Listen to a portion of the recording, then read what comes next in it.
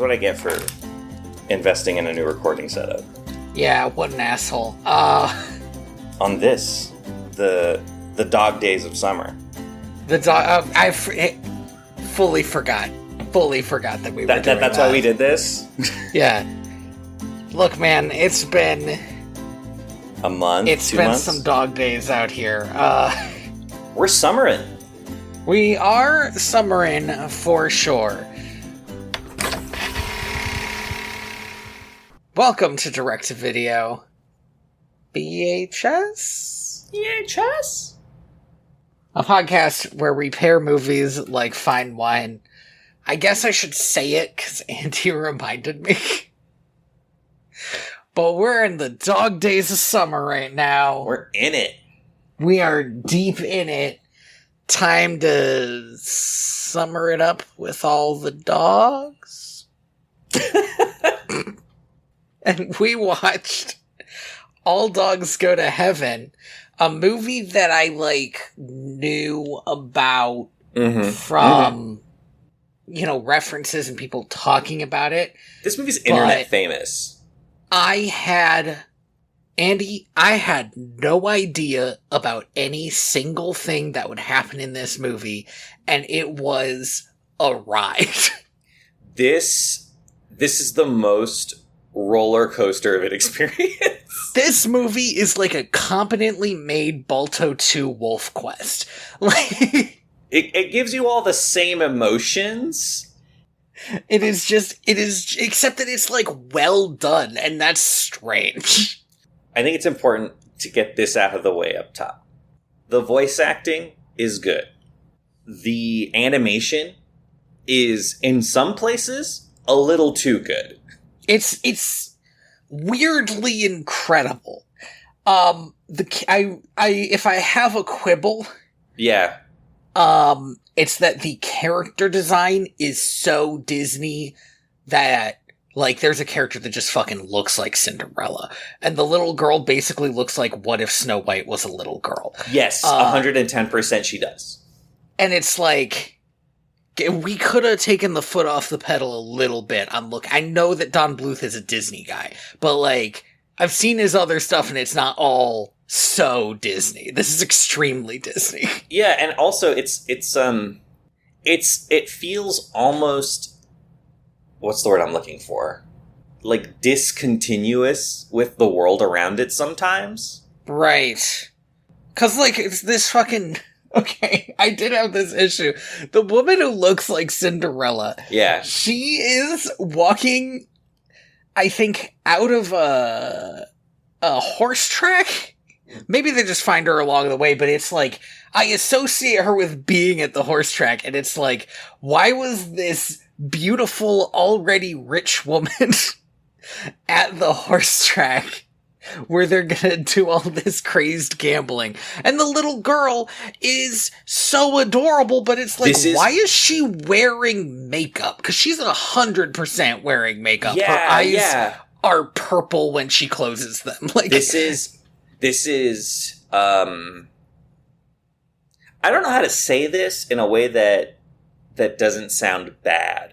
The animation for this child has so much care and attention put into it, but the little details like that, the fact that she is kind of wearing makeup, almost makes it feel fetishy sometimes. It's borderline fetishy. There were bits there's a bit where they're putting her to bed and she keeps on her dress is riding up, and I was why did they draw her dress riding up?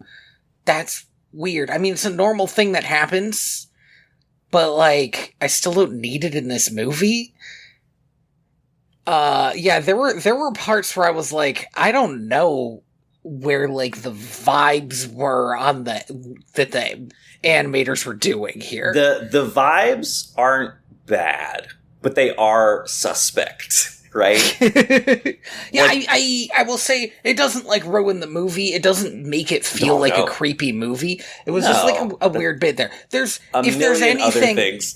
if there's anything that ruins the movie, it's probably the 2 to 3, depending on your perspective, pretty racist shit that happened. Dude, it's bananas. I was not expecting to just get hit in the face with racism in this movie.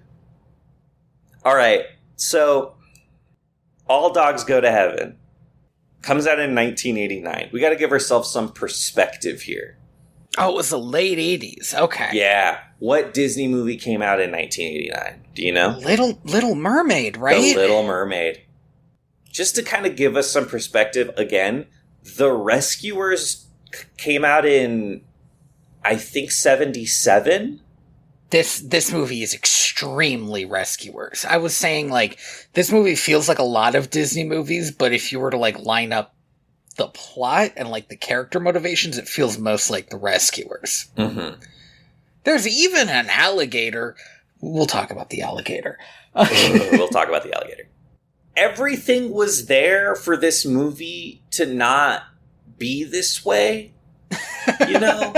Like, you could look at The Rescuers, you could look at, like, you know, that kind of The Fox and the Hound, also weirdly similar to this movie in a lot of ways. Mm-hmm. Like, there's a lot of, like, you know, learned experience that Don Bluth could have pulled from to, like, make this movie good. And instead, this movie really does feel like a first draft, no notes. Dogs barking outside. That's okay. It's adding to it. This is the dog days of summer. It's thematic. Yeah. I'm gonna close this window.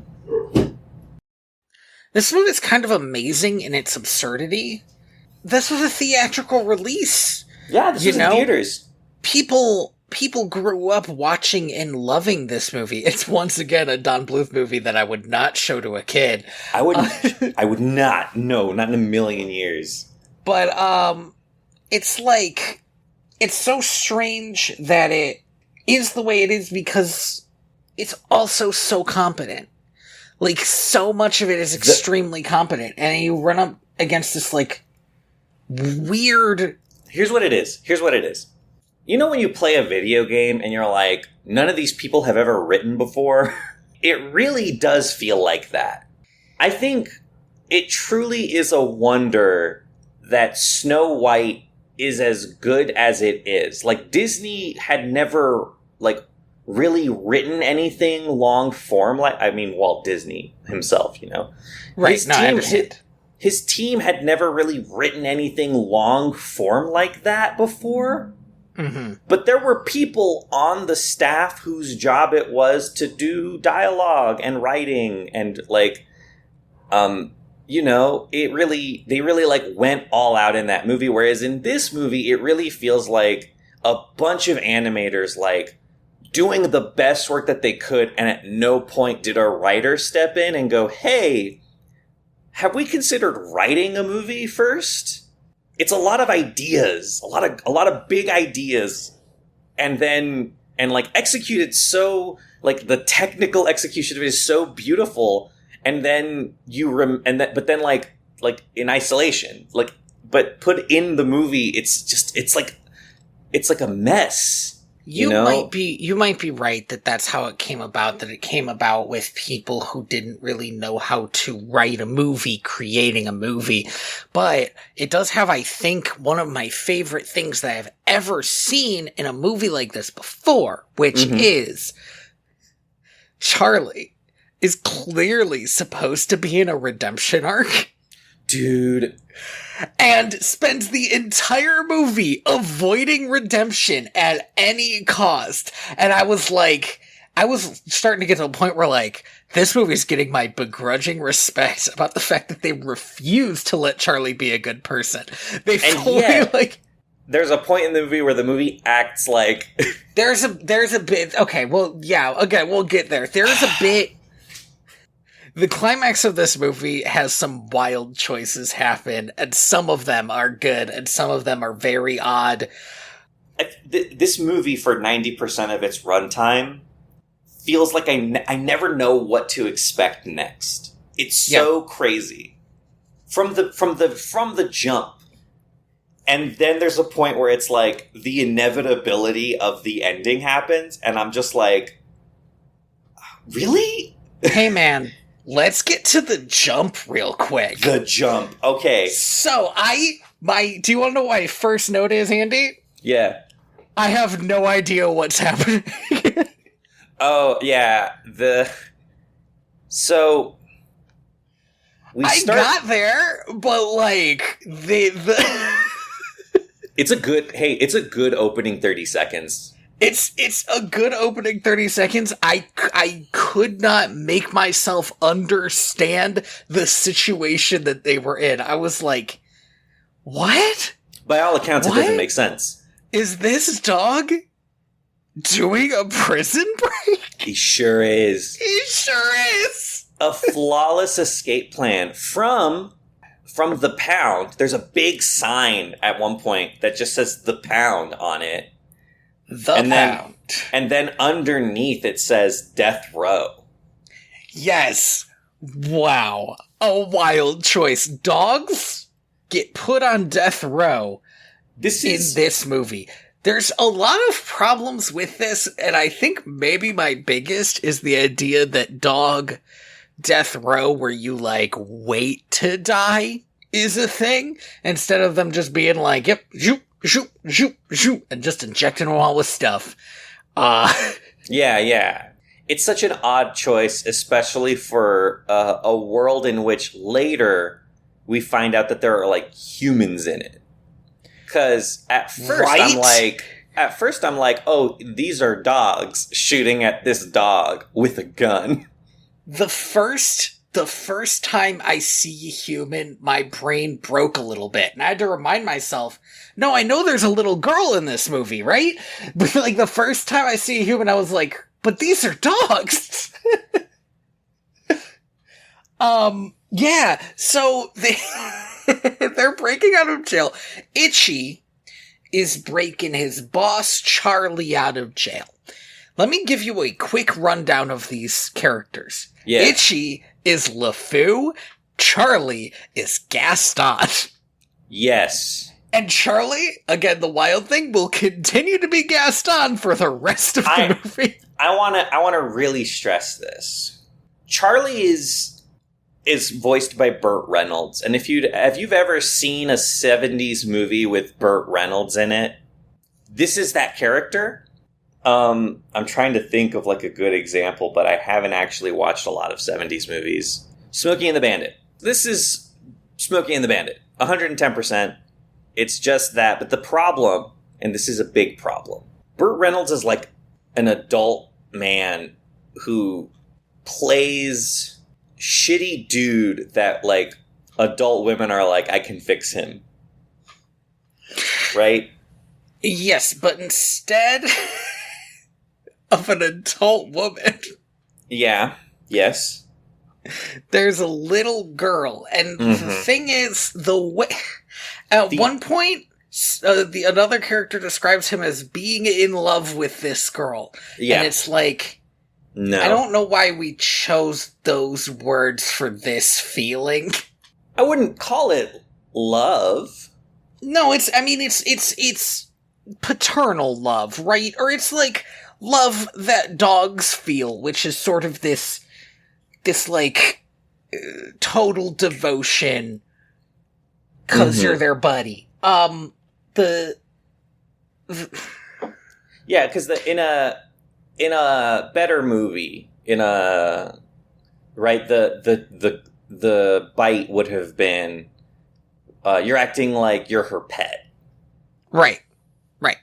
This is something I want to mention about Charlie. We'll actually get to see it a little bit later. Charlie is, no bones about it, Charlie is a bad dog. Yeah. Charlie is a charismatic mobster. Yes. He's he's the guy who's given to the community because he knows that that's how you, like, stay in the community, is to make friends with the community. And his partner, Carface, we'll get to him, is a non-charismatic mobster. He's scary. He's basically like a fucking Spider-Man villain, you know? Might makes right. He's just like, no, I'm the biggest, I'm the best, I'm the scariest. He's got fucking piranhas in the basement for assassinating people. Yeah, he's got goons. He's got goons. Charlie doesn't need goons, because everybody loves Charlie. This is not a bad setup, except that the movie seems to think that that makes Charlie a hero instead of just a different kind of mobster. In a different movie, specifically in Oliver and Company, Charlie is the main villain. So to pit these two against each other, like we're just supposed to accept that one of them is better? I don't know. It's so weird. It's when Charlie comes back from the dead, it's fucking for revenge. Like, oh my god. Okay, so Charlie he breaks from prison, right? Itchy breaks Charlie from prison. And so my favorite Don Bluth, this is too dark for what's happening. There's goofy chase music playing over actual gunshots being shot at these dogs. And this is maybe the most frenetic I've ever seen a Don Bluth movie. Yeah, it's moving. The animation in this is snappy. I think in like The Land Before Time and in the Immigrant one. Oh, American Tail. The animation is, even in the action scenes, I would describe it as a bit lethargic. Yeah, it's just slower. But here it's very snappy. The gunshots, they do one of my favorite animation tricks in this, where in order to do them, what they do is they put like an incandescent lamp under the frame when they capture it with the camera to give it that glow. Huh. I always love seeing that. That's like one of those things that, like, you know, every time I see it, I'm like, ooh, it's so cool. It's very cool. It looks cool, you know. It's just also at the beginning of this movie for children, these dogs are getting shot at by guns. By like submachine guns. Like, so yeah, then they go back to see Charlie's old partner. Yeah, they go back to the gambling den that Charlie owns 50% of. Mm-hmm. Now, Carface has a good gig going on here. They got rat races, they got slots, blackjack, and he doesn't want to give his 50% to Charlie anymore. Right, so it turns out so Carface is like a bulldog, I think? I think he's a bulldog, yeah. And Charlie is a German Shepherd. Mm-hmm. So Carface is this big bulldog. One of the fun things about this movie is that it feels like Carface has an idea of how mobsters should be. Mm-hmm. And is like playing off of that, because you'll see him doing like weird fake mobster shit. Like sitting in a car. Yeah, like sitting in the back of a car, but there's nobody in the car. He's not driving anywhere. He's just doing it so he can lean out of the car and be a mobster. It's kind of fun. And it kind of falls away whenever he interacts with Charlie, because Charlie appears to be the one person not afraid of him. Because Charlie is like, yeah, this is my buddy. He does not know that Carface framed him and put him on death row, a thing that can happen. It's never clear what he was framed for either. Also, until Carface explicitly tells, what is his name, Killer? Mm-hmm. That it was their plan to frame Charlie for whatever it is that he was framed for and put him on death row. I was like, Charlie absolutely did this.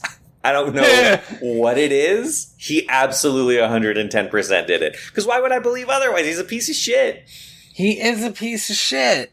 Charlie gets this little song when he reintroduces himself to the... Yeah, you can't keep a good dog down. Can't keep a good dog down. It's okay. It does. This is the first time where we will see some sudden out of nowhere racism that reminded me of Aristocats. Yeah. Because it's just the exact thing from Aristocats, but done in another movie. And I'm so glad that's what we took from Aristocats, is the racist thing. Yeah. I think the other movie that really gets me is Lady and the Tramp. Oh, the Siamese Cats one? Yeah. Yeah. Yeah, I haven't seen that in so long. It's the only thing keeping me from going back. That was one of my favorite movies as a kid, but having to like sit through that just two seconds, I'm like, ugh. I just don't know if I can. It's so bad. This song, now listen, I don't think, how do I say this? I don't know who oversold Burt Reynolds' ability to sing. Because he is not singing. He's doing like a spoken word performance. There are moments in this movie where Burt Reynolds kind of sings, and it's all right. And it's like, I don't know why they didn't get a voice teacher for Burt Reynolds if they didn't want to do what a Disney movie did, which is swap him out for a singer. Because there's the worst part is later in heaven when he tries to do like a singing back and forth thing, and it's just plotting. It's like, man, you are stopping the movie with your lack of ability to sing through these lines. He really, it's you don't pay him to sing. You pay him to be charismatic. Right. And yeah, I think you could have, and also he's trying to do like a crooning thing, like a Frank Sinatra thing. In that Which song, just kind of matched with the mobster stuff. But yeah. It just doesn't, it's just not there. It's not his talent. He shouldn't be doing it. And also, I don't think this movie needed music, like musical numbers. It's very odd. But it has a lot of them. This might be the Don Bluth movie I've seen with the most musical numbers. Yeah, it's a lot. Maybe Anastasia has more, but I feel like they drop off the musical numbers after the first half. Yeah. We get a lot of unnecessary music in this movie. Also, the musical numbers do like the cardinal sin of music in these kinds of movies where they exist to just tell you things you already know. Good shit. So, here's the deal with Carface. Carface wants to off Charlie. Because he doesn't want to share his 50%. Yeah. Sure. He tells Charlie that since Charlie has been in prison, it's bad for business. Doesn't make any sense. It's not selling it very well, but Charlie believes him because Charlie is kind of an idiot. And he also tells Charlie that because he's on the lam, that they're going to come looking for him and he's putting the business in danger. Right, but except nobody's coming to look for him, which might have been a fun side plot, but it just literally is not Doesn't true. matter, yeah. Okay, who goes to look for an escaped dog? Maybe if a dog catcher saw him, he would grab him, but come on. No dog catchers in this movie. You would think in a movie that's so focused on dogs-human interaction. No. The dog-human interaction is so silly in this movie that they forget that we have, like, rules for dog-human interaction. So Carface says he's gonna, like, buy him out. Charlie can take half of everything, and they're gonna throw a big going-away party. Charlie can leave in the morning. The trick is that he's gonna kill him at the going-away party. They get Charlie drunk as hell. How do I say this? They murder the shit out of him. It's kind of brutal. Like, I was watching this with my cousin, and she was like, "Did he just die?" And I was like, "Yeah, all dogs go to heaven, so he's gotta die." They push a car into him. They do. Which is, you know, if you're a kid and you've seen a dog die, chances are this is the way that dogs die? Yeah, like, we're getting a little too fucking real with this. Yeah. They put him on the end of a pier and drive a car into him. And okay, they're not driving the car, they push the car, but still, like, what the fuck? And his friend watches him die. And his friend watches him die, which is... And he's, like, yelling at him, like, Charlie, no, you gotta wake up, Charlie. It's bananas, man. The whole... it's not that it's... Again, it's not that it's poorly done. It's very effective, but it's like... That's the problem. To what end? I mean, and you know what? Like, hands down, this is the best animated dog death I've ever seen.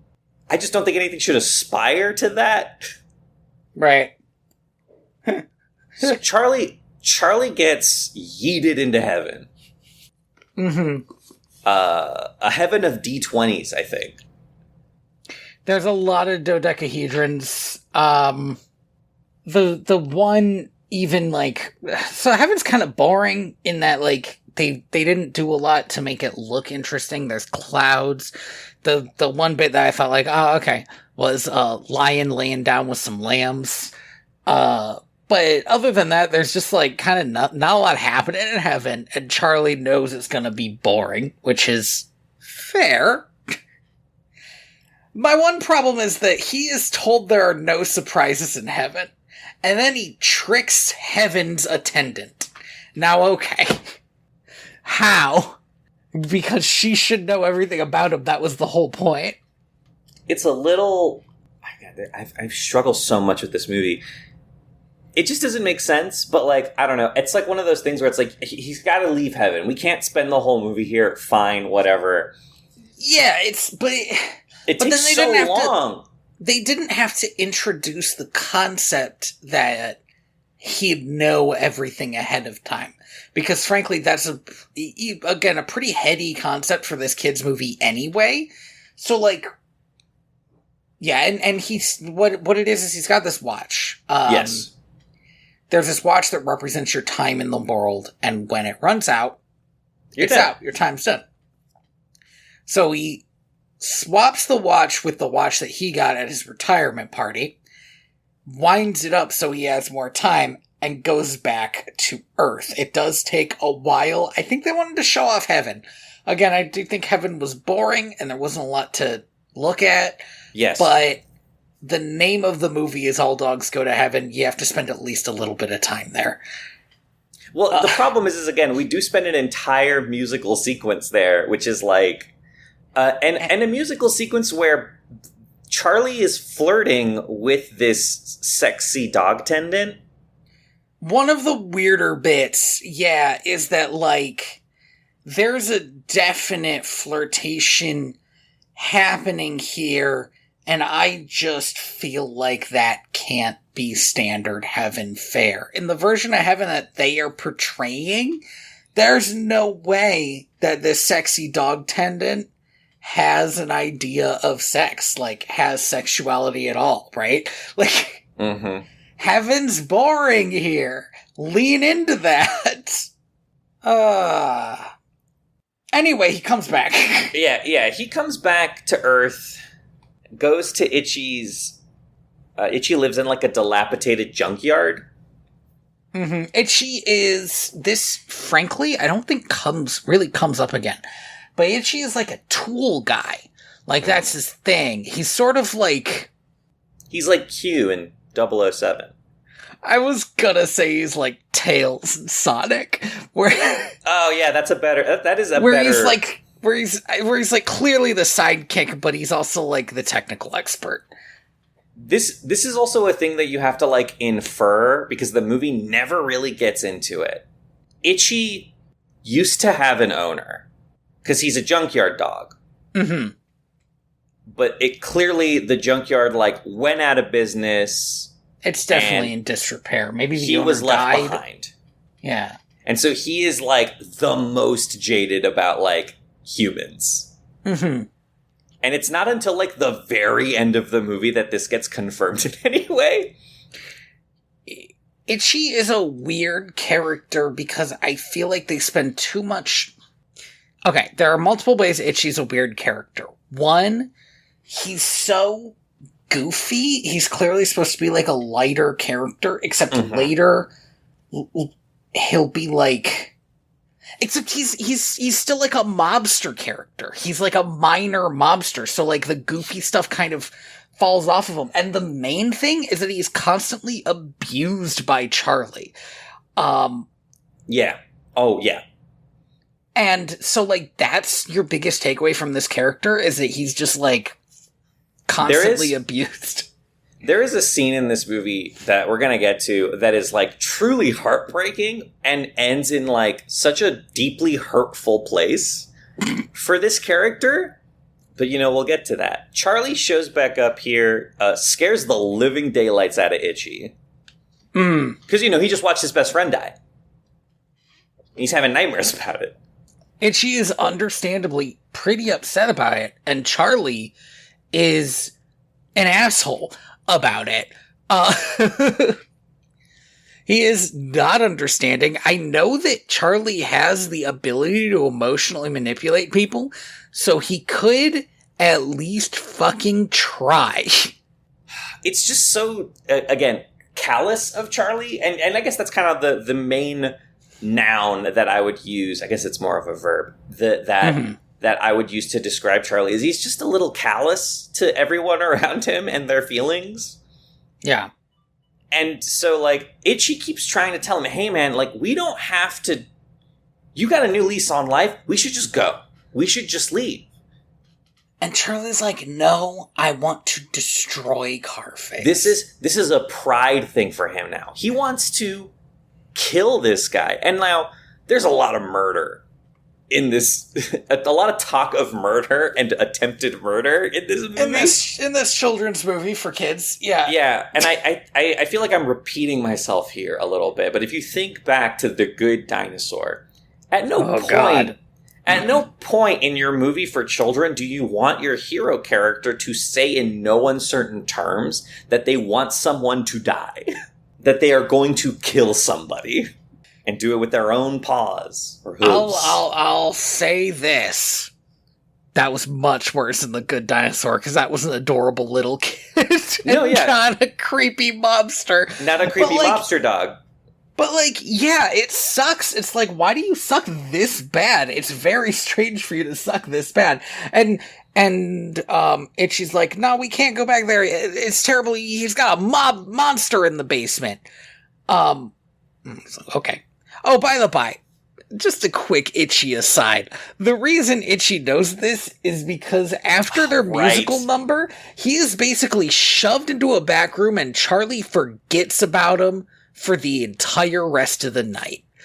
And I just want to mention it because Charlie fucking sucks. Like, that's so much to suck. It's such a he treats Itchy so shittily, and he does this again. Oh yeah, like near the climax of the movie, near the very end, he just fully forgets Itchy and allows terrible things to happen to him because he's doing other shit. Charlie forces Itchy to go with him. They're gonna go see this monster, and Charlie's thinking, I'm gonna let this monster loose or whatever. He's got. What they find is an adorable child, like crazy adorable. The least believable thing in this kids movie about talking mobster dogs is that this absolutely adorable child was not immediately adopted by everyone. This child is like an angel from heaven. It breaks my heart every time she speaks. It's truly something else. She can talk to animals, which introduces a bit of a hook into this world that I think is fascinating. It's my favorite plot point. Like, when the dog comes in and starts talking to her, I'm like, what the fuck is going on? Why is this dog talking to this child? I guess dogs can just talk in this world. And then it's revealed that, no, she just talks to animals. And I was like, oh, okay. And animals can't talk to each other. Yes. Which is fascinating. Some animals can understand each other. There's a horse that definitely understands dogs, but yeah. There's a little bit of interplay, but there is like a language barrier, as it were, between species. And we'll get to those horses. I don't like those horses. The horses are rough. The horses are not nearly the roughest thing in the movie, but the horses are... It's weird. The horses are weird. Charlie's immediately like, we're going to save...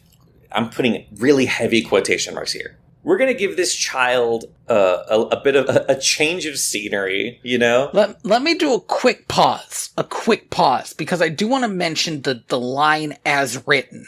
I don't have it exactly written down, but it stuck out so much. He says, we're going to kidnap, rescue this little girl. And it's like, cool, Charlie, I guess we're kidnapping a little girl now. I guess that's what the hero of the movie is doing. It is... what is it, like, same store, different managers? Like, yes. That's what we're doing, right? Like, they kidnap her. I mean, she was kidnapped from an orphanage by Carface. Presumably? I don't know if they ever really get into it, but like... But, so he kidnaps her from Carface, takes her to the junkyard. When Carface finds out about this, he's like doing, like, car VR? He's using a projector to pretend to drive places. He's got a projector showing a landscape moving along. He's got wind blowing in his face. He's wearing goggles, and he's, like, pretending to drive the car. And I'm like, this is kind of the truly fascinating thing about Carface, but I also don't know what they're doing. It truly is bananas that this never comes up. He wants to be a human so bad. But that's not his arc. It's like... No. And I kind of wish it was. Because that would be fascinating. The subtext of the movie. The movie is called All Dogs Go to Heaven, right?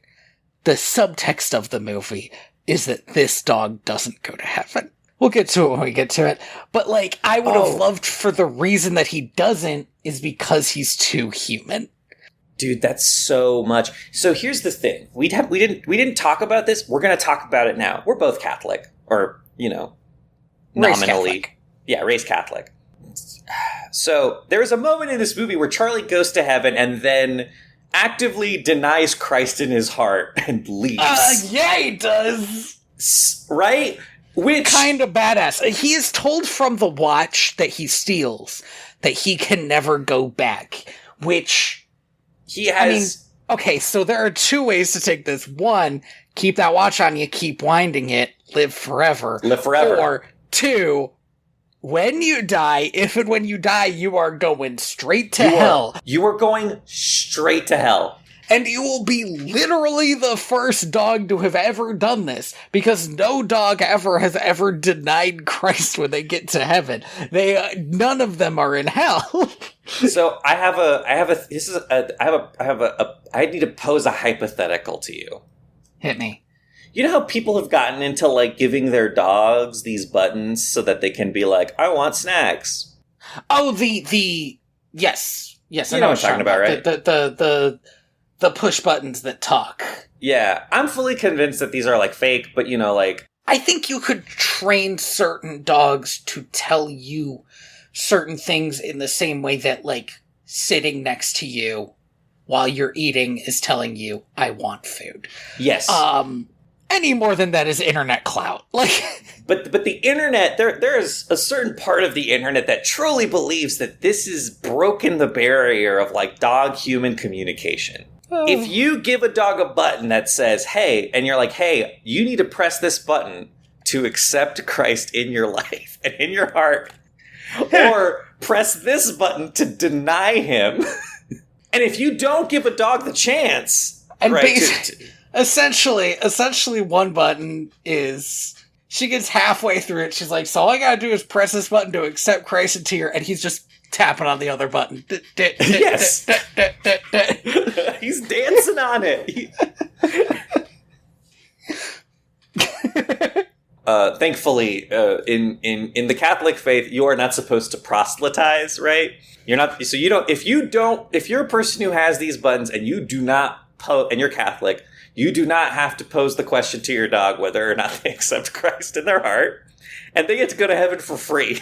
I was taught at my Catholic school that yes, animals go to heaven. This is apparently the canon is complicated on this, but But the ideas they get it for free because they're like pure of heart, right? Because they're they're animals. When is a dog sinning? I mean, a sin? I don't think so. I don't think a dog has the ability to sin. But if a dog has the ability to communicate and actively denies Christ, that's a sin. We need to get a theologian in. Listen, I have been thinking about this for like a week because I saw one of those videos. I've always wanted to do like a Pocahontas rewatch and Pocahontas 2 rewatch with, you know, an actual native person to get like a better perspective. Yeah. And now I wanted to All Dogs Go to Heaven rewatch with a theologian to be like, so what do you think of the fact that Charlie denied Christ when he went to heaven? You know how in Prince of Egypt, they got like a full panel? I would like a full panel of like different denominations of Christian. Because I know the answer is going to be different.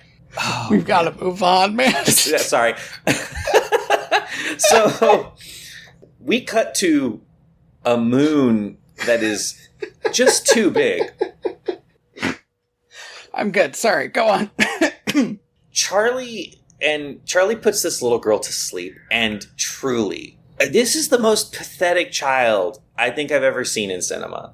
Like not in a bad way, sorry, in like again, it tears at my heart kind of way. Yeah, but I also felt like she was milking it a little bit. She asks this dog to tuck her in, and it's like, have you been tucked in before? Orphan child. She's just been rescued. She's like, Charlie, can you tuck me in? Can you give me a kiss? And then she goes into the back of the car because the front of the car hurts her. She's like, I want to sleep back here. And he's like, okay, fine. And then she starts praying to God. Thank you, God. Okay, Thank you for sending Charlie to save me. That bit was very funny, where he was like glaring at her like, go to sleep, while she was like, and bless Charlie, and bless Itchy. That was good shit. It's a great scene. Truly, it is the most functional scene in the movie. It's so good, and immediately this child is pathetic, sad. This child isn't stupid. Instantly, she's like, "You're fucking lying to me." Immediately, they are at the horse track, and they can't get her to talk to any of the horses because she's like, you're just like Carface. This is the same thing. You just want me to tell you who will win so you can make a bunch of money. And she's right. Yeah. But he wins her over by claiming that they're going to do a Robin Hood because he just read her Robin Hood. And again, he read her War and Peace. A quite good scene where he is looking at the book War and Peace upside down and making up whole cloth the story of Robin Hood that he has presumably heard somewhere at some point. Yeah, it's really good. At one point, she like looks over at one of the illustrations, and it is just a man killing another man. After he just told her Maid Marian was to die for, she looks over, and so I guess she just assumes that somebody died for Maid Marian.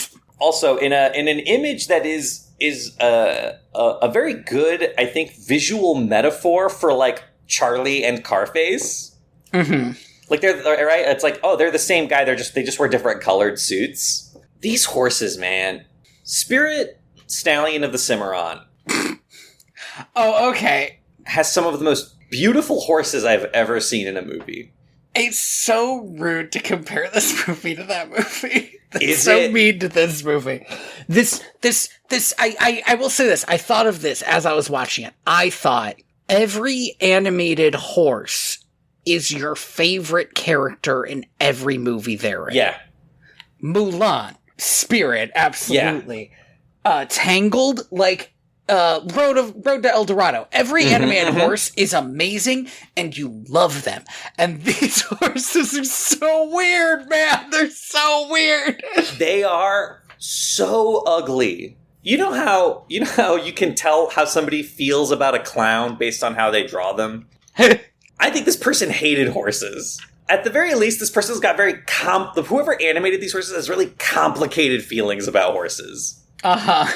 Anyway, we find out from her talking to these horses that it is, and I wrote this down, the Grand Chahi's birthday. And the camera pans to the oldest... Why is he still racing? Ugliest... It doesn't make sense. He's almost like a burro of a horse. He's like the Scooby-Doo of horses. Mm-hmm. In a world of Scooby-Doo horses, he is the Scooby-Doo of horses. So this is maybe a good time to mention this. This movie does feel occasionally very Hanna-Barbera-y. Oh, yeah. When it doesn't feel very, very Disney-y. Itchy, I felt like, is a very Scooby-Doo character.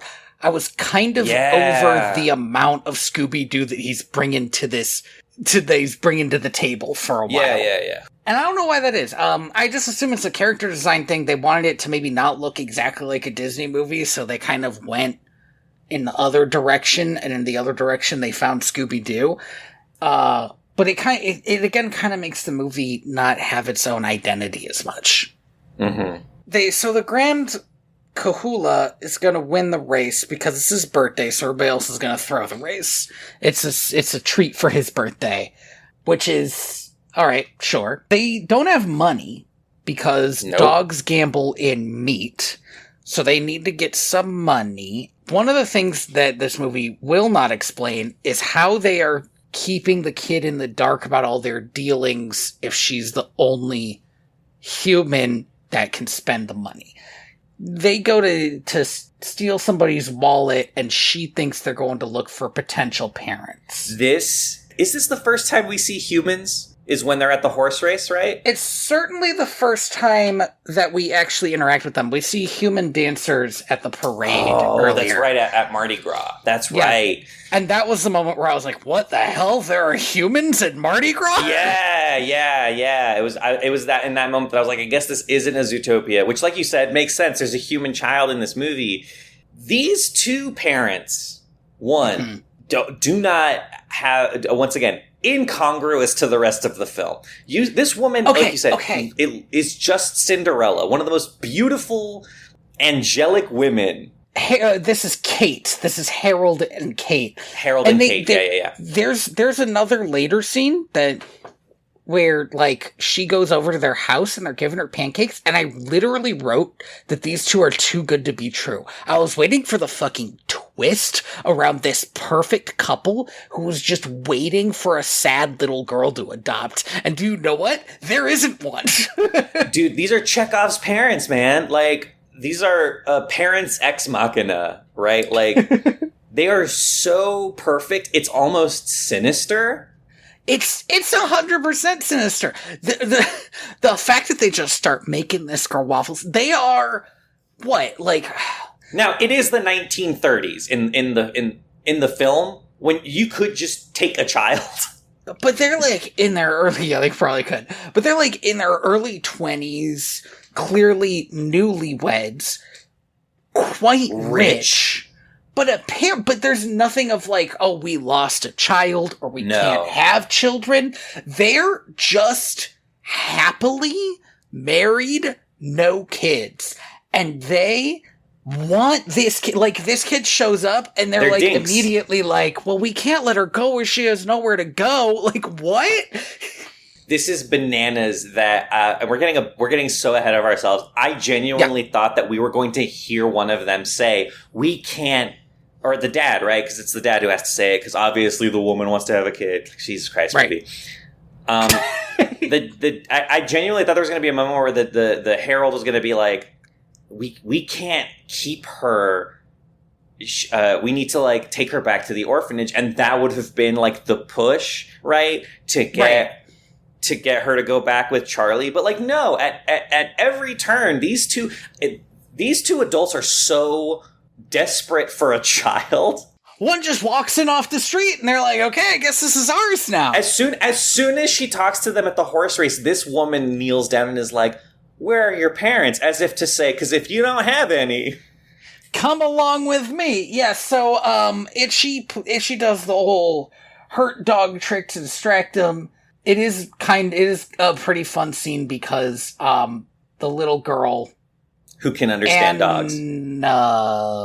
Beth? Marianne. Marianne. The little girl Marianne. Anne-Marie. It's the other way. Motherfucker.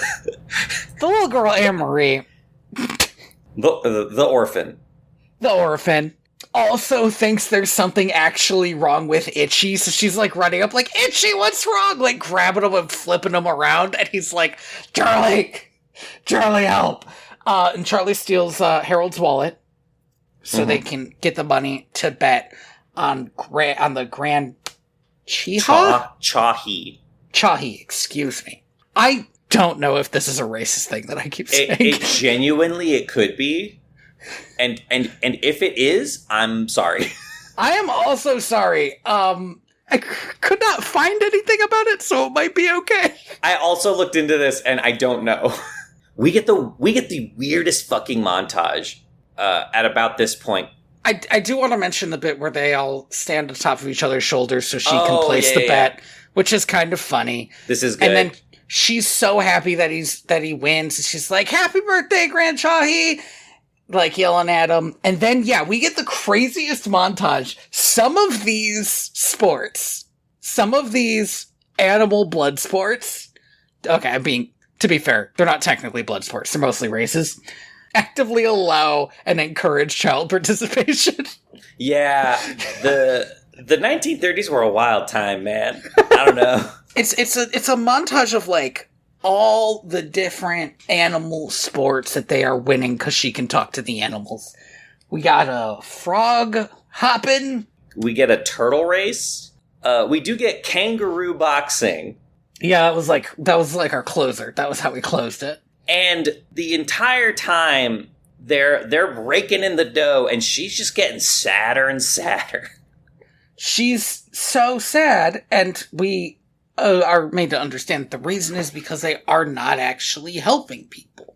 They get her a whole new wardrobe, and then her clothes don't change for the rest of the movie, and that made me mad. But also infuriating to me. Why did we get her a new wardrobe if she's gonna be wearing the same shit? Again, it makes the entire scene feel fetishy. Also, the implication then is that Charlie took her to a clothing store, had her try on a bunch of clothes, and then was like, well, I'm not gonna buy these for you. That's expensive. But they walk out with a bunch of boxes. It's weird. So what Charlie does, and this is the wildest thing, I thought he was going to let Carface's operation collapse under him so that they wouldn't have to worry about him anymore. No. But instead of doing that, he just opened his own club. And he calls it Charlie's. What are you fucking doing, Charlie? I know what he's doing. He's putting Itchy in immediate danger. Yeah. He does this, and immediately Carface is like, I'm pissed that Charlie isn't dead. Also, he clearly stole my child. My magical child. That's the only way this could be happening, which is fair. He says, if you want to do something right, you gotta do it yourself, which is wild, because he killed Charlie last time. He was pushing the car. You did do it yourself. If you want to do something right, quit fucking it up, idiot. Is what I would say to that. He is lowering Killer into a bunch of piranhas. And he's like, how am I gonna kill Charlie? And Killer's like, I got a gun! Which... This is... Okay. Two things here. Yeah. One, they already have a gun. When they were doing the rat races, they fired a gun. That was a starter pistol, man. That's different. Hey, dude, you can kill somebody with that. It's still a gun. You're right. They did have a gun at the start. I wish they didn't, because I actually love the idea that these mobster dogs are like, shit, you have a gun? Dude, what? Because that was the best. Carface immediately stops lowering him and is like, what kind of gun? And again, this is truly the perfect metaphor for the incongruity that this movie has. The unshakable contradiction.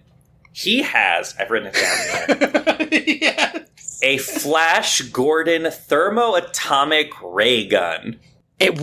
It genuinely would have been quite funny. Very funny. Very funny. If this was a toy and they did not realize. That's not what happens. No. I was immediately thinking, oh, okay, he has a toy gun. He has a toy gun. This is going to be a really funny scene. This is a real-ass gun. The orphan is like, you know what, Charlie? I've had enough of your bullshit. You're clearly not helping people. You're just doing car face shit. I'm out. I'm done. And she leaves. She packs her bag and moves away.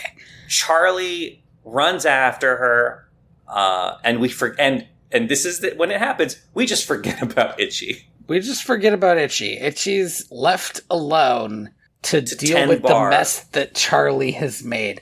They go to... Charlie's like, fine, you want to give it to the poor? We'll give it to the poor. They go to the poorest people Charlie knows. What's your read on this? Are these his illegitimate children? See, I was thinking along those lines, and then I was like, no, this is clearly the dog orphanage where Charlie grew up. Right. That was the other obvious thing. I mean, even Itchy at one point is like, why do we have to keep her at your place? Why don't we just leave her at the church? At the church. And it's like, well, what's at the church? It's this doggy orphanage. There are a bunch of adorable puppies. They are color-coded weird in a way that I don't like. They're a bit anime colored. Yeah. There's this girl dog that sure seems like she and Charlie have a thing, but I don't even think we get her name. It's Flo, I think. Okay. And they bring a bunch of pizza for these puppies. Anne-Marie finds out... I know, quick pause. There's a song here? Yeah. That is perhaps the most out of place, out of character song in the movie? Yeah, it's like you gotta give a little to get a lot or something like that. I don't have the song names in front of me. It is as though they were suddenly like, hey, we're 80% of the way through the movie and Charlie has not once done anything redeemable. Or good or kind. We ought to get him to tell these kids to share.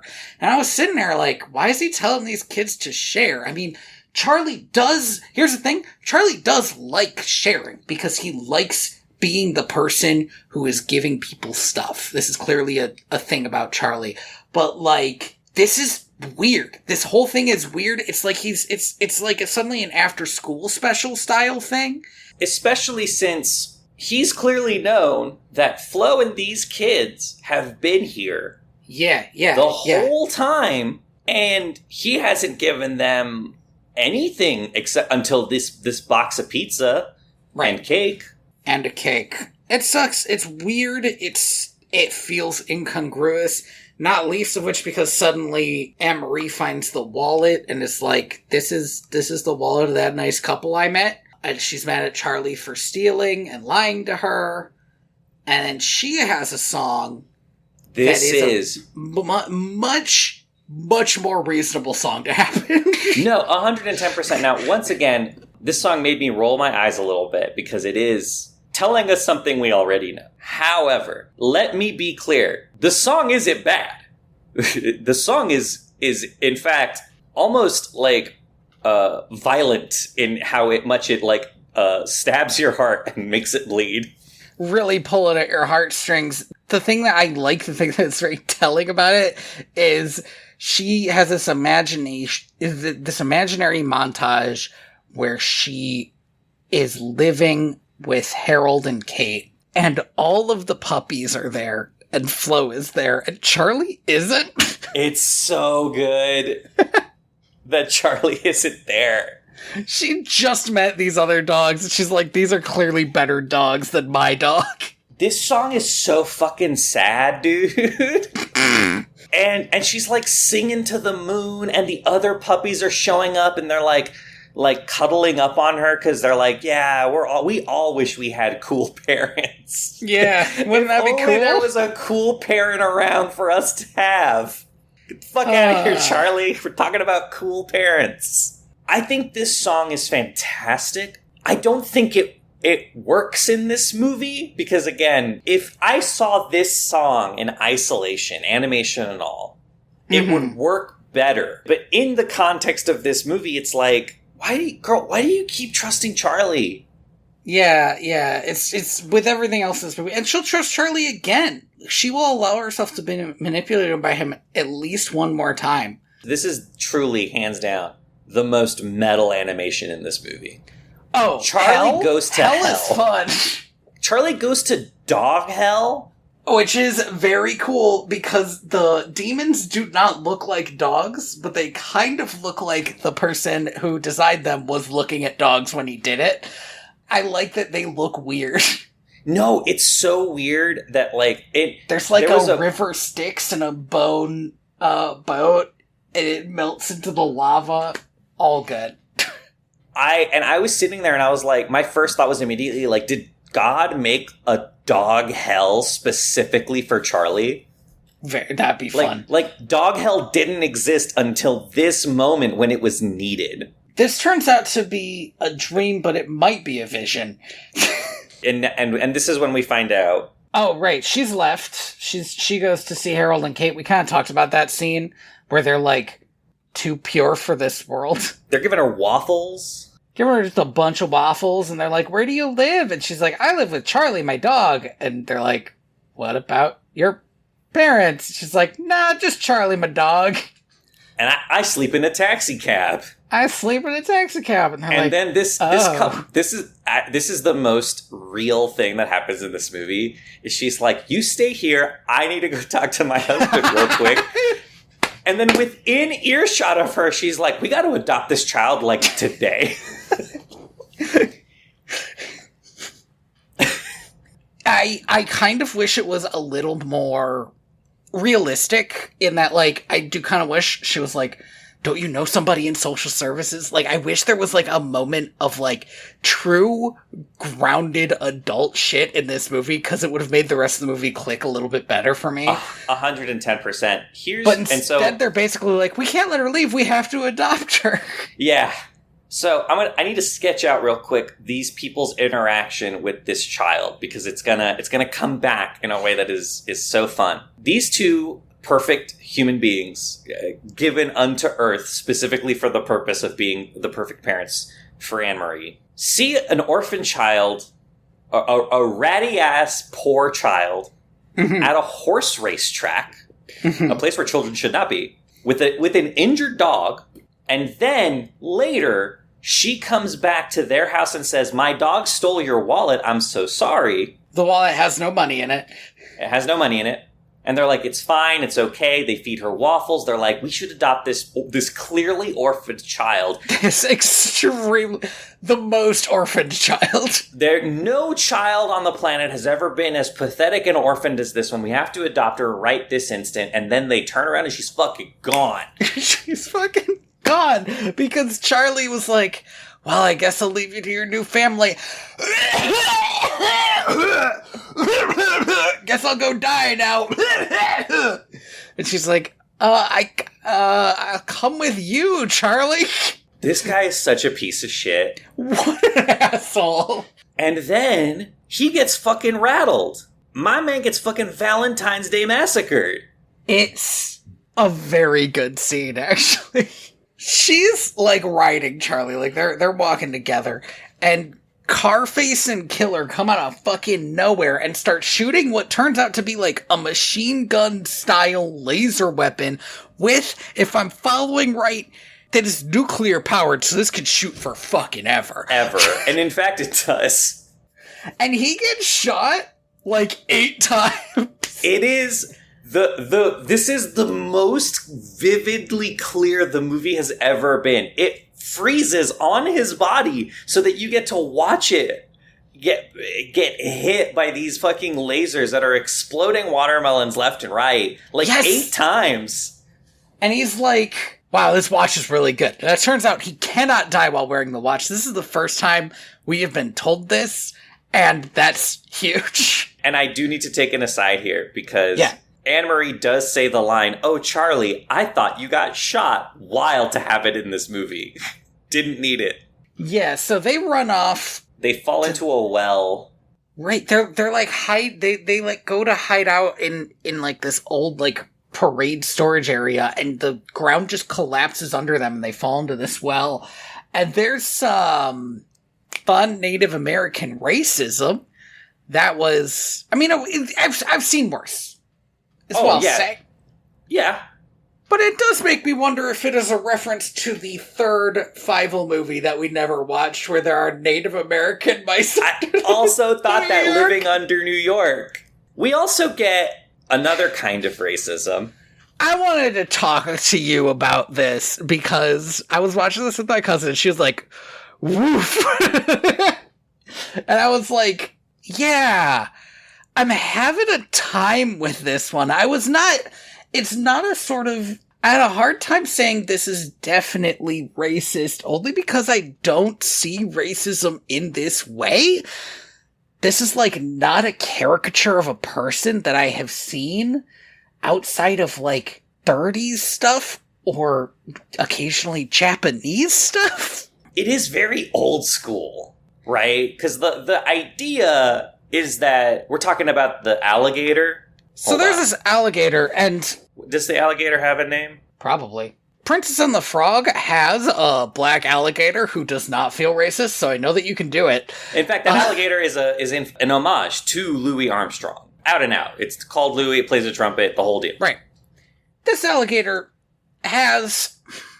It's just King Gator. That's bananas. Listener. Have you seen the Pokemon Jinx?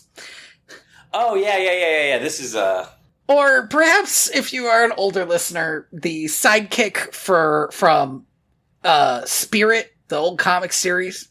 They used to do this thing with black people, where when they would draw them, they would give them the largest, most absurd lips, and it was very odd to see that on an alligator. In a movie that came out in 1989. Way past when this was, like, done, I feel like. And just to kind of, like, really put the final nail in the coffin in this, if you've ever seen, like, King Kong, he has a bone through his nose. Because he's a voodoo doctor, you know, my gosh, like a black person. He does have a bone through his nose, he does, yeah. I do not want to take away from the performance of, Ken Page.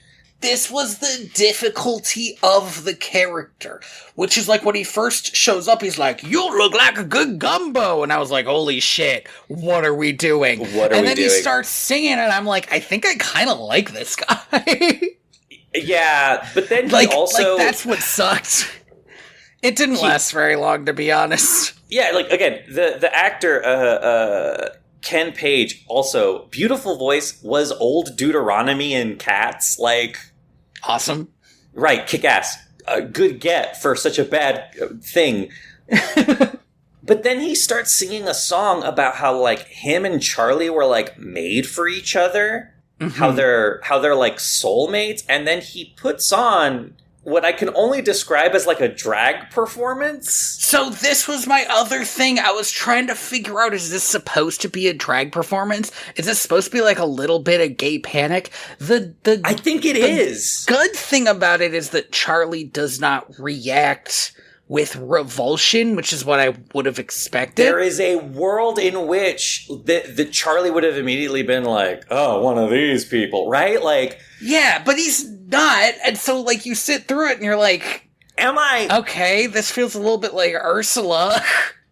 It's weirdly, but it's because she's also based on a drag performance. But like Ursula was written by a gay man who did drag, like or at the very least understood the culture, whereas this just kind of feels weirdly transphobic, and I can't put my finger on it because it ultimately doesn't last very long, and this character isn't a villain. They're just kind of there. No, they're just it's just extremely weird. It's just the vibe. If the vibes are bad at any point in this movie, it's here.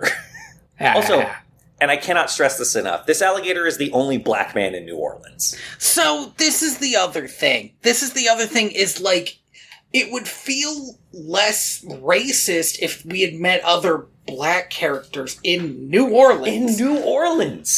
Why do they have to be in New Orleans if there's not going to be any black characters? Why couldn't it be? I would struggle to name a city in America where a major city in America where there shouldn't be black people. Right? I mean, that's true and fair. But like New Orleans, it's like the only worst city would have been Atlanta. Yeah, why weren't they in rural Minnesota if they wanted to do this? They could have been in Hollywood. They could have been in Los Angeles. It's actually weird that they're not in Hollywood. Hollywood would have made sense to me. Right? New York also would have made sense. There's nothing in this movie that makes it feel like Louisiana except for the big gator. Man, I really want to watch Princess and the Frog. We should have paired that with this one. The poor orphan child is sick. Right. It's not clear how this happened except like... She got a little wet. She got pretty wet. They think she might have pneumonia. I love this scene. He takes her to the church, and Flo basically tells him, Charlie, no amount of dog medicine can save this human orphan from human pneumonia. She needs a human doctor. He's like, what, should I get a vet? And she's like, Charlie, this is a human. And he's like, oh, I don't know any doctors. Which, like, that makes sense, Charlie. Sorry, and this is truly like a lost... This is what should have been done, is he should have taken her to his, like, mob doctor. Oh my god. They should not have done that scene. I mean, but they should have, right? Like, why didn't they is what I'm asking. Okay, so we go back to Itchy now. Remember Itchy? I do, this movie from earlier in the movie. Or I guess Charlie didn't. Charlie didn't. The movie did. If the movie forgot Itchy, it was like, we're putting him in a little box. We'll get back to him later. The movie knew exactly what it was doing. Itchy is tending bar, cleaning up after a hard night of work. Carface and his goons show up, and they beat the shit out of him. Yeah, they're like, where's the girl? Where's Charlie? And he's like, I don't know. I don't know. Man, I wish I knew, because they should have been here. I don't know. He calls out for Charlie when they start wailing on him, and obviously Charlie's not there, and it sucks. And then I genuinely was like, did Itchy die? Same. And then he shows up, like, limping, and then I honestly thought, is Itchy faking so that because he's about to betray them because of what just happened to him? Also, no. Instead, he's like, Charlie... They tried to kill me, man.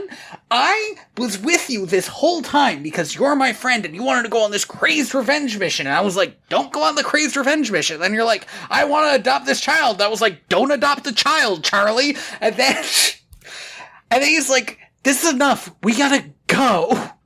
And Charlie's like, no, I'm not going. And he's like, you just love this girl. And Charlie's like, I don't love this girl. I'll carry anything for this girl. And she is some the fuck how up and walking around and hears this. This is truly, again, this scene doesn't work. Okay, this scene doesn't work because Charlie sucks. This scene doesn't work because Charlie sucks. For sure. This was the moment where I was like, this movie will not reach redemption for Charlie. And I was kind of fascinated. Yeah. Like, how? How are we going to do this? This scene is beautifully framed. The entire time, Charlie and Itchy are yelling at each other and arguing, and Itchy, and I need you to, like, imagine, we don't have a cultural understanding of, like, what Dom DeLuise, the voice actor for Itchy, is. So imagine Shaggy is having this monologue, by the way. That's, like, the closest, like, touchstone, right? But yeah, he's like a goofy character, and he's like, I'm out, man! I'm out. I'm fucking done, dude. I'm cutting. I believed in you, and it got me close enough to death already. And the entire time they're having this adult argument, this orphan child who's sick with pneumonia is like slowly ambling down the stairs just out of frame. Amazing. Why is it in this movie? I don't know. I'll say this. It reminds me, it always does. Every time we have a third act argument and everybody's mad at each other, in my mind, I compare it to Shrek, the most unearned third act argument, right?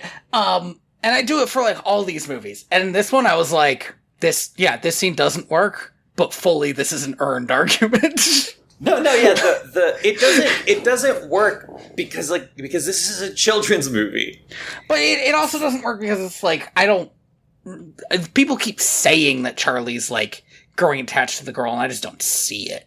In the same way that people say Charlie is such a nice guy, and it's like, I think Charlie's a guy you party with. The nice guy thing is about to come to a head in a way that I genuinely don't like. This scene was great. We're just about to hit the next scene. So she runs away, and Charlie runs after her, obviously. Mm-hmm. And Flo tells Itchy, who genuinely did not want this to happen, which was kind of another twist for me, to take her like little, I forget what it is, like a teddy bear, a little stuffed animal, and take it to the nice family because they can help her. She gets immediately kidnapped by Carface. She runs off and we hear a scream, and it's like, okay, I guess that was his. Not just a scream, and then his right? Yeah. Like, it's weird. Itchy goes to see these dogs and was like, where's this house? I need to find this house. And they're like, why do you need to find this house? And he's like, there's a little girl and Charlie's in trouble and I gotta go. I gotta do it. And they do kind of a little midnight howl thing. Yeah. And at first I was like, okay, I love a midnight howl. Because do you know what, Andy? I do love a midnight howl. It's such a fun idea. But this one, I kind of hated it because Charlie should have, let me count on my fingers, one friend. He is not allowed to have every dog in the city come to his aid, because if that's gonna happen, he's gotta be a way better person than this. Like, he's not. He just isn't worth all of this effort. And he's not. Now, you could say maybe they want to save the little girl. They don't fucking know the little girl. They only have Charlie's right-hand man's word that there's even a little girl. I think this might have been good if they were like, well, there's a little girl, we should at least put out the howl or something, you know? Right. Like, and they did get help because these dogs are inherently good, because that should be part of the story that this is telling. That dogs are good and all dogs go to heaven. But instead, what it feels like is like everybody's just rallying around Charlie.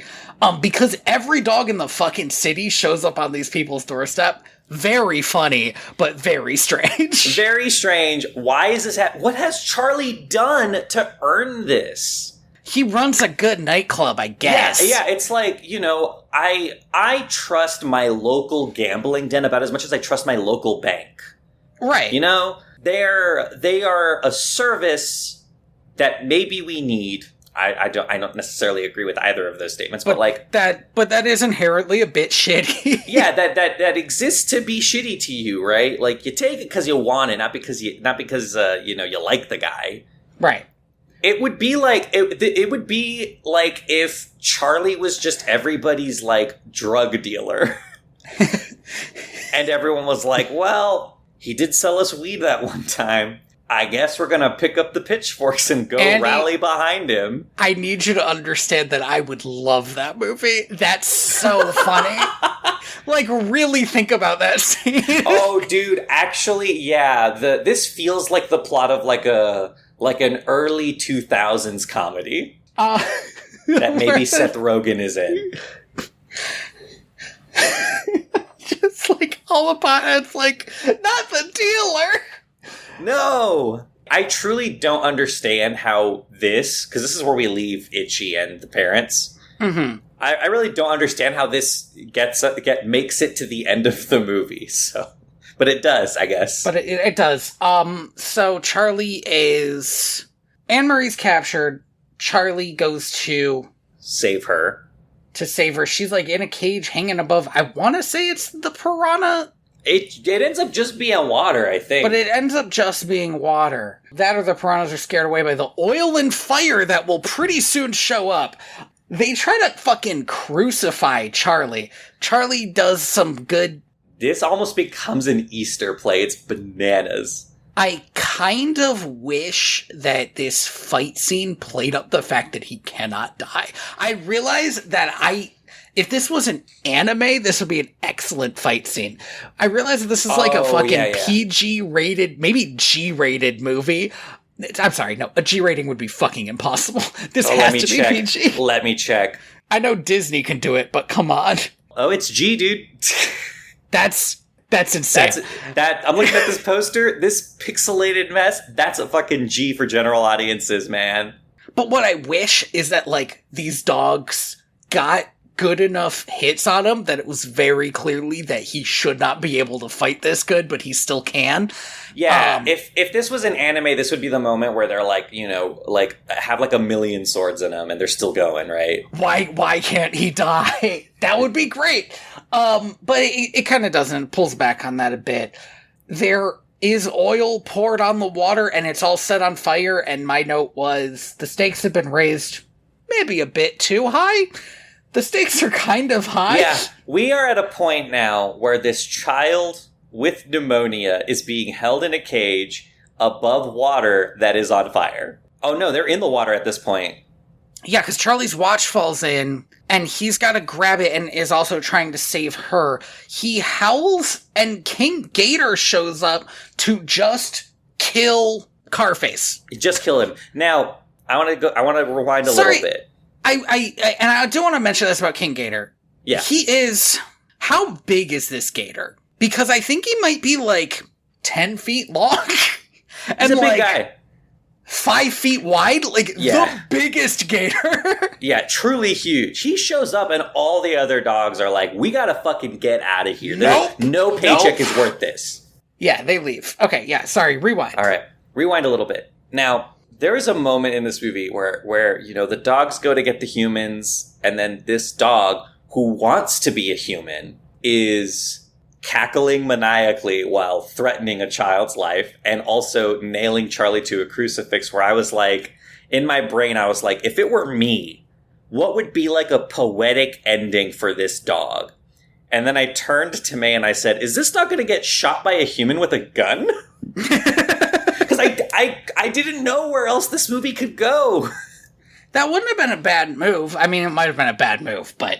I mean, at this point, right, again, like, what are we losing? What are we doing here? Carface ends up getting, presumably, Captain Hooked by this alligator, right? I mean, Captain Hook survives. Well, I guess he does, huh? I want it clear. We see Carface later in heaven. Carface is dead. we do, in fact, see this motherfucker in heaven, which is, again, bananas. It's bananas, but they also make it very clear that he's gonna go to hell. This scene, Charlie, he loses his watch, he's saving Anne-Marie, he's trying to save the watch. You remember that scene in Spider-Man? Where the Green Goblin is like, are you gonna save the bus full of children or Mary Jane? Right. Choose! And you know how in that movie it's a little bit much? And Spider-Man's like, well, I'm going to save both of them because I'm fucking Spider-Man. Because I'm fucking Spider-Man and we're just not doing the comic thing where she dies. Yeah. This is the most contrived Spider-Man choice I've ever seen in a movie. And I've seen Spider-Man, right? Like, I'll say this. The movie could have conveyed a little bit better that if Charlie doesn't have the watch, he has maybe seconds of life. If he's not actively touching the watch. So he's fumbling with the watch and fumbling with this girl, and he pushes the girl away, he gets her out of there. This is the most fucked up, this is the most fucked up way to handle this, truly. What he should do, it's wild that he doesn't, but this is close enough to his a final act of heroism that they count it. He should be swimming her out of there instead of pushing her away and being like, you'll get there! God be with you, motherfucker. Because he still tries to go back for the watch, and it would be more interesting if he didn't. But this movie has a message, and I figured out the message when we see Killer guiding her out. Because, and I was sitting with my cousin, and she was like, why is this dog doing it? And I said, well, Killer isn't a bad dog. There's one bad dog in this movie, and it's Carface. The message of this movie is that even the shittiest dog is a good enough dog to try to save a little girl. Like, that's the whole message. Is Jesus. that Charlie does not get a redemption arc. He proves that he is not so utterly terrible that he would let this girl die just to save his own life. That's it. But, like, he does, though. No, he saves her. I'm gonna allow it. No, yeah, but that's the thing, right? Is the movie is crafting like a fucking puzzle box, right? where this is the only thing that Charlie could have done, but like it's, how do I say this? It's made up. It's fake. It's not real. They could have written a different ending, right? They could have written. I guess they could have written the whole movie differently. But like they could have done that. The only, I agree with you that what this movie wants to say is that no dog is so callous and cruel and evil that they would not try to save the life of a child. However, two things. One, dogs are animals. Dogs will absolutely kill a child. Wow, Andy, it's like you didn't even watch this movie. Two, within the framing of this movie, Charlie is not her dog. Charlie is her shitty stepdad. And this movie is kind of saying, listen, it doesn't matter how shitty your step-parents are. It doesn't matter how abusive they can be. It doesn't matter how much they use you for their own gains. If they do one nice thing for you, they loved you. And I can't agree with that. And I won't agree with that. And the ending of this movie is so fucking wild that like it's like they gave up. It's like they could have had Charlie push her out himself and die, right? Right. And have his heart give out. You know what, Andy? I'll say this. Tough but fair. It's weird. The movie is very weird. It's weird that this is how they ended it. It's weird that at the end, they couldn't allow him to make the actual selfless choice. They couldn't, because they knew. They were like, this character sucks too bad. It wouldn't make sense. But then they stuck with the ending anyway, which is just the ending of Constantine. I did not know that. Does Constantine die in Constantine? Yeah, dude. Oh, man. In the movie Constantine dies, sacrifices himself for Jesus woman, and is literally getting dragged to hell by Satan. And then an angel shows up and is like, nope, sorry, but he gets to go to heaven now. And Satan's like, then he gets to come back to life instead so that he can fuck up again and be mine. which is a fucking baller ending for that movie. In this movie... Now, here's what I'll say. I, for a second, thought they were going to make Charlie live again. And I was like, I don't think he's earned that. I don't think he's earned that. But they don't. Satan himself. There is this spectacular animation. I love this. Is very cool, and I borderline don't get it. Like, I understand it from, like, a vibes perspective, but, like, okay, Charlie floats into Anne-Marie's room, her new room with her new life, as a ghost, and fucking a kaiju demon is, like, floating outside, and there's this red mist everywhere. And then, like, a Tinkerbell beam of light just kind of, like, banishes all the demon stuff. And it's the dog from earlier, and she's like, you did it, Charlie, you sacrificed your life, you get to go to heaven. Say goodbye to the little girl. And he does, and he tells her to take care of Itchy. And the emotional arc is written in such a way that this scene, unlike some of the other scenes in this movie, is not particularly sad. And I was like, that's weird. This dog just died and is saying goodbye to a little girl. In another movie, I would be sobbing. Stitch did this and I was sobbing. It's true. Satan's such a cool guy.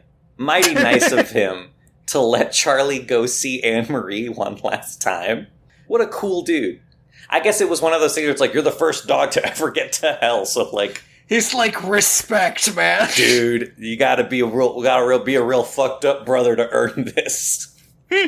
Yeah, the music swells here, but not in like a be sad way. It's like in like a triumphant way, like, you know... Right. We did it. Charlie got to go to heaven. Except he didn't like it there. Yeah, he didn't like it there, but I guess now he does. And then we reuse a bunch of footage here. We got like a montage. Yeah. It's weird, man. It's weird.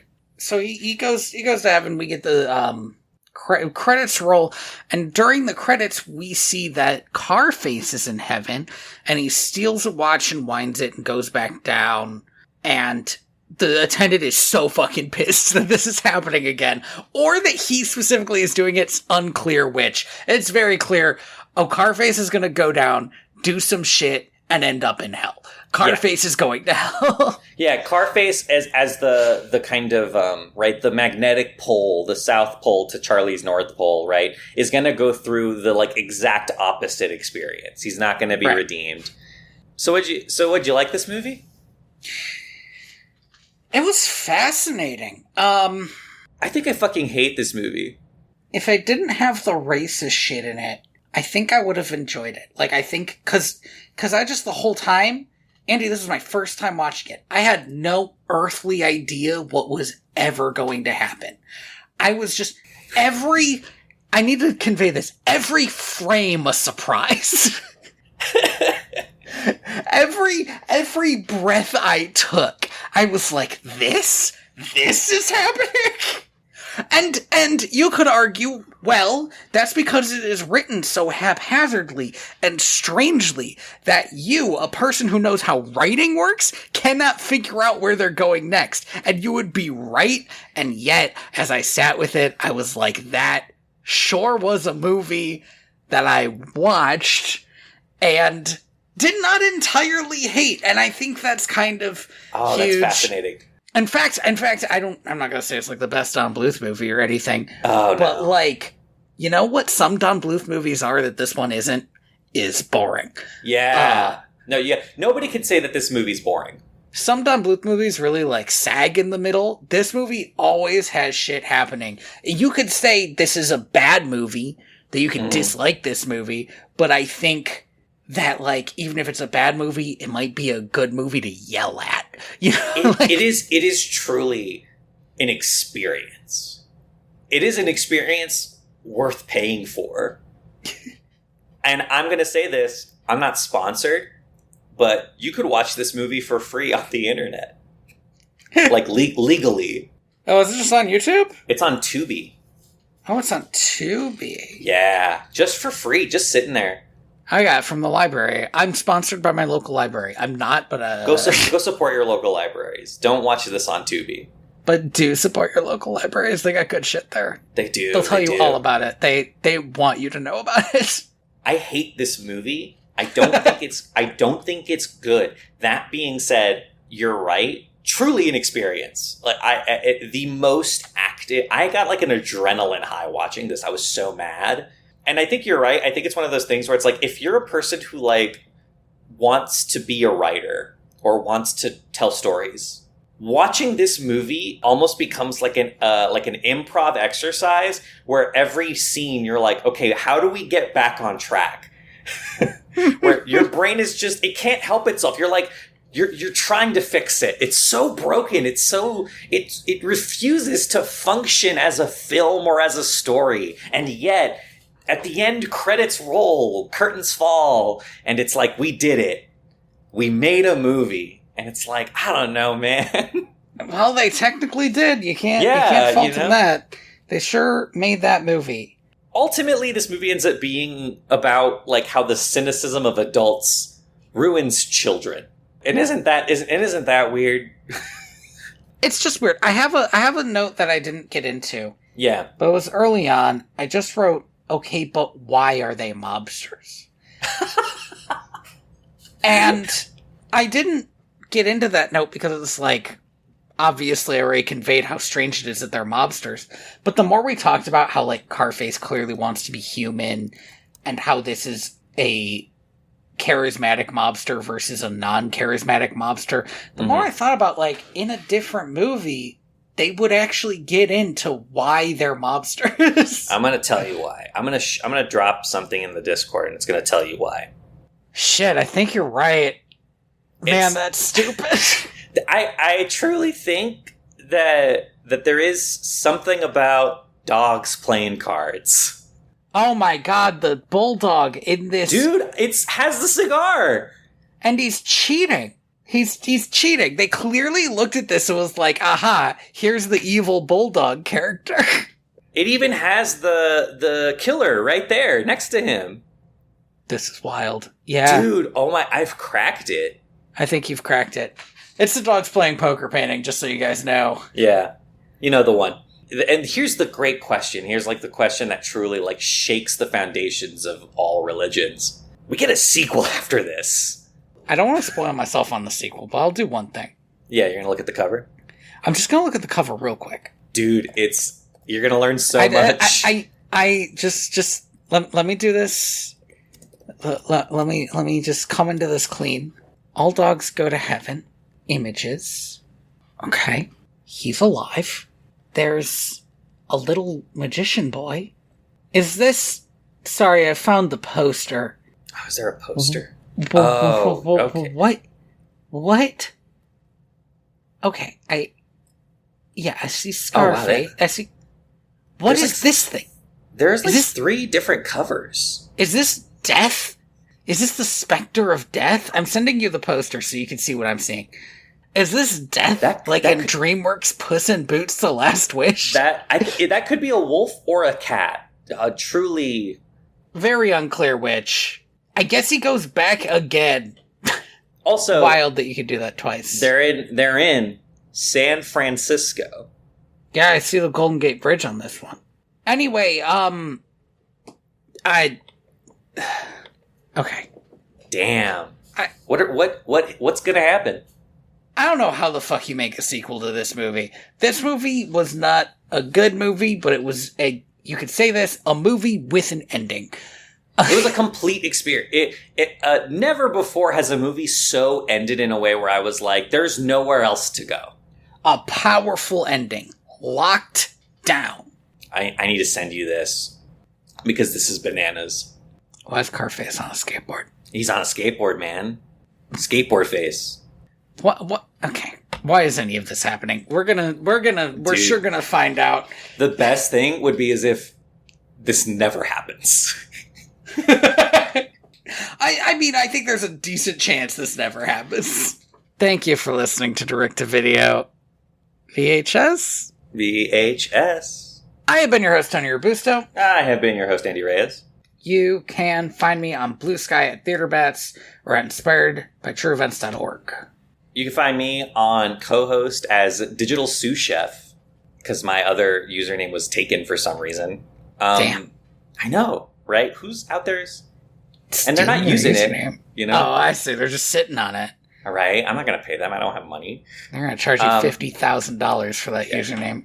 You can also find my my other project on YouTube at Ethical Games Journalism, which is Project Revolution, where we're playing every Wii game in release order for an hour. How's that going? Well, how are the Wii games? We just played. I put out The Grim Adventures of Billy and Mandy, and by the time this is out, our episode on GT Pro Series should be there. A lot of racing games on the Wii. Not a lot of good racing games on the Wii. They were released to Wheel, I seem to recall, so that makes sense, actually. But it's fun, you know? It's honestly, I think the biggest thing for me is just, you know, it's a good time to just kind of go back to that era of video games. Mm-hmm. And it's kind of just see it, you know, with adult eyes. With new eyes. Yeah. You can find the podcast on YouTube or at direct2.video. Sure can. And you can leave us a comment on YouTube or rate us on your favorite podcatcher or your least favorite podcatcher, if that's Apple. Our theme is Homeward by Scott Buckley. Thank you to Scott Buckley. And it should be playing right now if all has gone well. Well, I think it would have been really great if in this movie Carface turned to look at a skateboard on the wall and was like, "Not this time."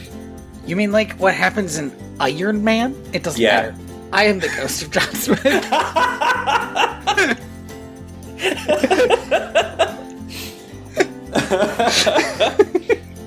glad you caught that. I'm glad you caught my Iron Man 2008 reference.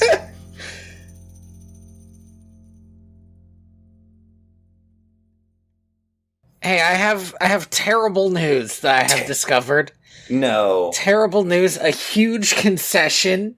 I feel like this has to be recorded. I need to say it out loud. Uh-huh. Years ago, you went to Chicago. Yes. Do you remember how you described the water there? Cold? No. You described the water as fatty. Oh, weird. And I was like, that's the dumbest thing I've ever heard. I'm pretty sure I came down on you pretty hard about it. Oh, okay. I went to Cleveland, and I have wild news. The water there is fatty. Here's the thing is it's been so long, I don't know what I meant by that. Like, I can't bring up experience. I think I know what you meant. It's that the water is so, you're used to getting water from, like, rock. Yeah. So even if you don't notice it, it has a lot of stuff in it. Yeah. And the water in places with actual fresh water has no stuff in it, and it feels like oil, on my lips. It's a little too smooth. If I shower in it, I feel like I'm gonna fall over. Yeah. Because it was so funny because I was like, I did not remember that this is what water's like. that is absolutely what it is. 110%. Because my parents actually have they have really hard water compared to where we live. Mm-hmm. And I always forget until I go back to visit my parents, and then I take a shower there, and I'm just like, oh, I just don't feel as clean. Well, I'll tell you one thing I found out that was kind of fascinating. Yeah. Not for this to become the hard water podcast, but I found out that the reason my zits cleared up is because hard water really fucks up it really just dries you out. Oh. And basically a lot of people don't have to use Neutrogena if they're showering in hard water. That's amazing. Because it really just scours out your pores. Yeah, it just scrubs it for you. Who needs charcoal? Not me, apparently. We have hard water. That's amazing. That's so good. Okay, we should do Time Is. Yeah. Water podcast done. Yeah. Fatty. What an interesting word. Yeah, I mean, you can understand why I was like, what the hell does that mean? No. Yeah, hearing it in retrospect, bad choice of words.